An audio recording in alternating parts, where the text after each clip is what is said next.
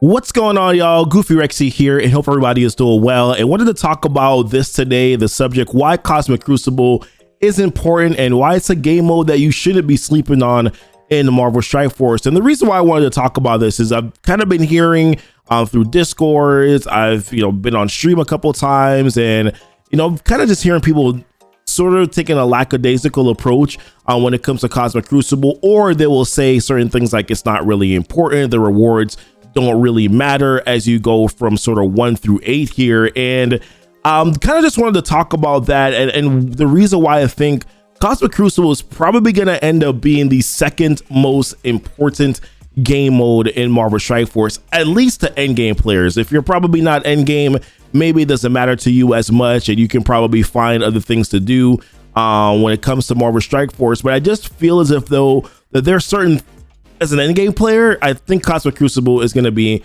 really kind of an important game mode, probably maybe even more important than Arena, just based on some items that are there right now that you definitely need for your roster. And let's talk about the reasons why, right? So the first one for me is just teal gear. There's not really any reliable ways in Marvel Strike Force right now for you to get teal gear, other than, of course, you can every now and again you'll get some Armory 16 orbs. You can get your mini uniques there. Yes, there's the battle pass where you can spend $20. Actually, there's a free to play route where you can get some teal gear there as well. But you can spend $20 a month and you can get some more origin gear. If you want to go free to play and just get the origin gear that's there for teal gear, you can also do that as well. But your Doom raids, right? That's really kind of where you're going to get the bulk of your origin gear, is by doing your Doom raids. But it's really not a lot in comparison to sort of what you need, or when you're thinking about what you need for Dark Dimension 5, it's not a lot. And I'm doing Doom 2.2 raids every day, and yet I'm still struggling right now to get some of the characters that I want to get into Dark Dimension 5. I'm still waiting on enough resources here for Kestrel. I'm waiting on enough resources for Cersei in order to be able to eventually go into Cosmic. And even after that, once I get the resources for Cersei, I'm still going to have to wait to get the resources for Morgan Le Fay. So it's going to take quite some time to be able to finish Dark Dimension 5. And I've been doing Doom 2.2 for a while, so you can kind of imagine how long that's been taking. And a lot of you guys are probably in the same boat. So the teal gear is just going to be incredibly important. And when I look at some certain things like the Cosmic Crucible store, this is probably the place where you're going to have a variety or assortment, right, of sort of all the teal gear that you need. You have the origin gear that's in here. You have your hero uniques that are here, right? And you also have your mini uniques. And this is pretty much basically what I've been using the Cosmic Crucible store for.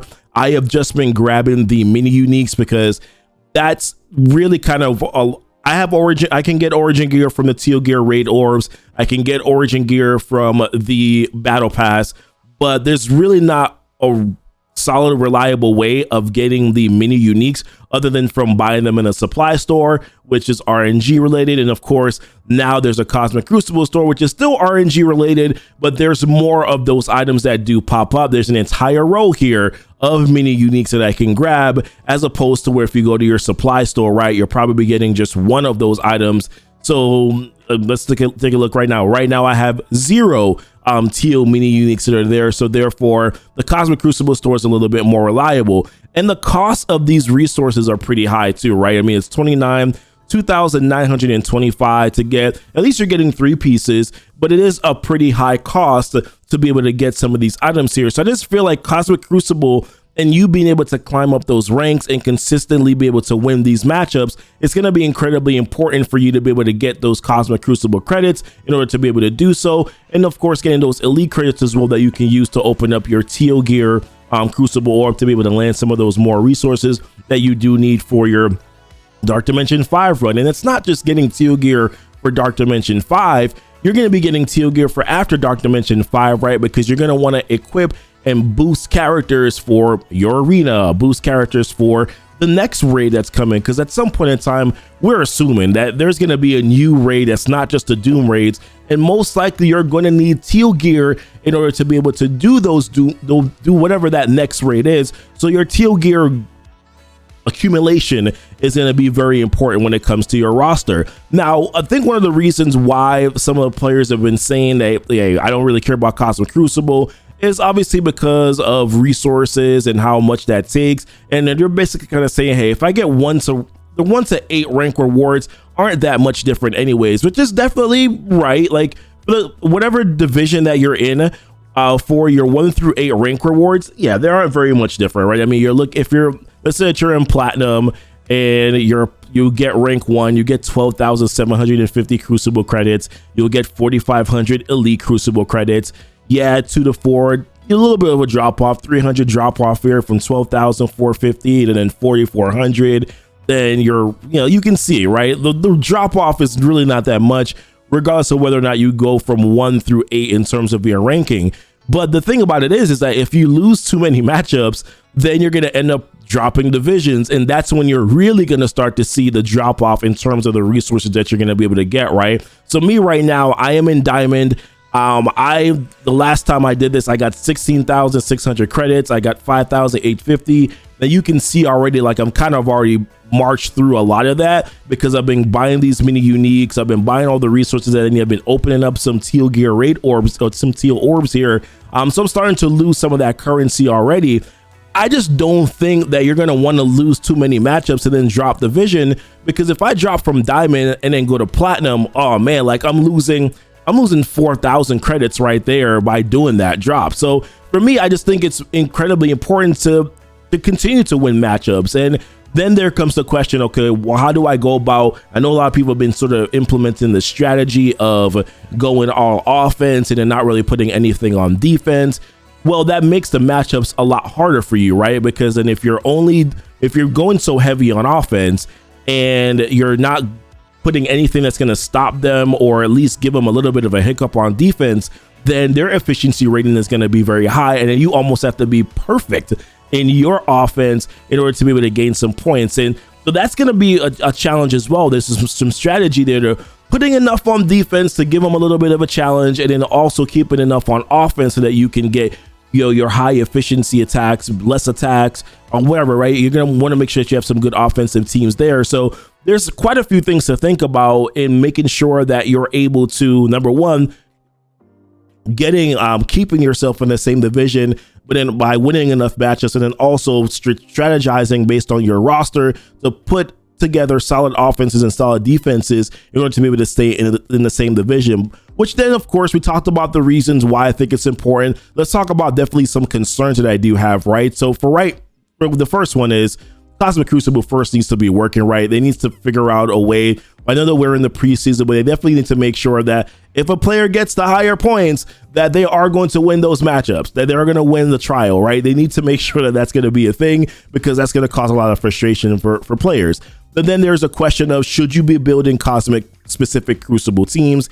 And I do think that to a certain extent, it's going to be one of those things where you are going to need to sort of incorporate that into sort of your roster planning and your roster building. I still think priority as an endgame player is going to be your Doom Raids. I think probably next is going to be Cosmic Crucible as maybe 2A, and then the Arena as 2B. Let's be real, right? If you're building out raid teams, if you're building out arena teams, then most likely you're going to have teams available for Cosmic Crucible. For instance, Infinity Watch, if you built them out before, they're a very good Cosmic Crucible team.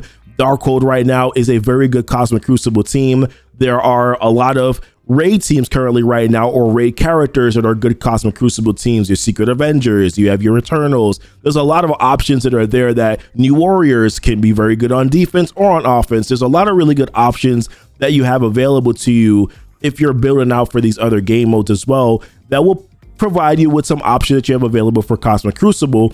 But then I do think that, for example, like Unlimited X-Men, is that team skippable? I don't think that team is going to be skippable, because let's say that they're a formidable team in Cosmic Crucible, which it looks like they're going to be. If your opponent builds out the Unlimited X-Men team, and if the only way to counter Unlimited X-Men in Cosmic Crucible is by having Unlimited X-Men, then you've put yourself sort of behind the 8 ball by not building out that team as well. So I think Cosmic Crucible, like I said, is going to be a very important game mode, definitely for endgame players. I think as players continue to progress through the game, Cosmic Crucible is definitely going to be a game mode that you're going to want to pay attention to and want to probably think about how to build to make sure that you are doing well. Because it's tied to this teal gear, I can see it eventually as well being tied to some other things. I don't even want to name what those things are because I don't want to say that Goofy put that out into the atmosphere that now all of a sudden they're taking suggestions from him. No, but I could definitely see them adding some other items as well to the Cosmic Crucible store, which are going to be very important for you to be able to gain those credits and be able to use those credits in that store to get those items. So for me personally, I think Cosmic, especially if you're an in-game player, teal gear being tied to the Cosmic Crucible store makes it an incredibly important store and a place where you're probably going to want to start putting some investment into.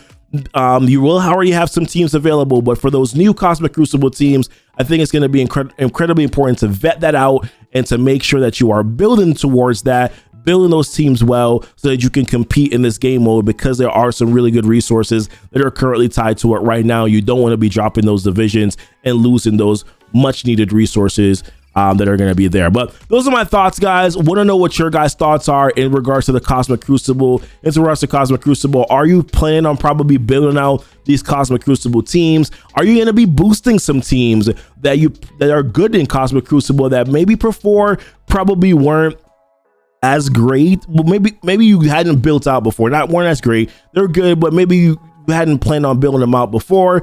But now that Cosmic Crucible is featuring character teams like Young Avengers, yes, they are great. They're going to be a Scourge team as well. But there might be some other teams that will probably be good in this game mode that maybe weren't good outside or weren't really that relevant to your roster anymore. But maybe now with Cosmic Crucible, they kind of come to the full. We'll figure those things out together as you sort of kind of move forward. But listen, want to know what your guys' thoughts are here. First time coming to the channel, don't forget to like and subscribe. Also hit the notification bell if you haven't done so already, so that you can know whenever my videos do go live. Listen, appreciate you guys watching the video. And until next time, guys, y'all be blessed. Y'all be safe. Bye.